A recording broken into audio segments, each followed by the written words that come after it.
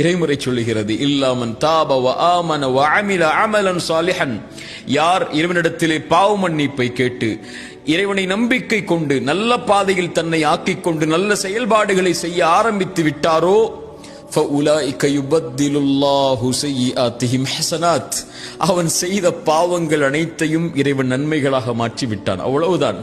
அவன் செய்த பாவங்களுடைய சுவடே அவன் வாழ்வில் கிடையாது. பாவ மன்னிப்பை கேட்டு, இறைவா என் பாவத்தை மன்னித்து விடு, இப்படி அநீதம் செய்திருக்கிறேன், இப்படி குற்றம் செய்திருக்கிறேன், இழிவடையக்கூடிய பாவங்களை கூட சுமந்திருக்கிறேன், யா அல்லாஹ் நான் மனிதன், பலகீனமானவன், என்னை மன்னித்து உன் இறைவனிடத்திலே வந்தால் இறைவன் முதலிலே அவனை அழைத்து அரவணைத்துக் கொண்டு அந்த பாவத்தை முதலிலே மறைக்கிறான்.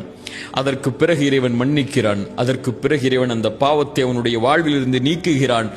அதற்கு பிறகு இறைவன் அந்த பாவங்களை நன்மைகளாக ஆக்கி அவனை நல்லவர்களுடைய பாதையில் இறைவன் தேர்ந்தெடுத்ததற்கு பிறகு ஒருபோதும் இறைவன் அந்த பாவத்தை குறிக்க மாட்டான். அவன் இந்த உலகத்தில் இருந்தாலோ அல்லது மறுமையில் எழுப்பப்பட்டாலோ பாவ மன்னிப்பு கேட்கப்பட்ட பாவம் ஒரு காலும் இறைவனிடத்திலிருந்து கேள்வியாக வராது.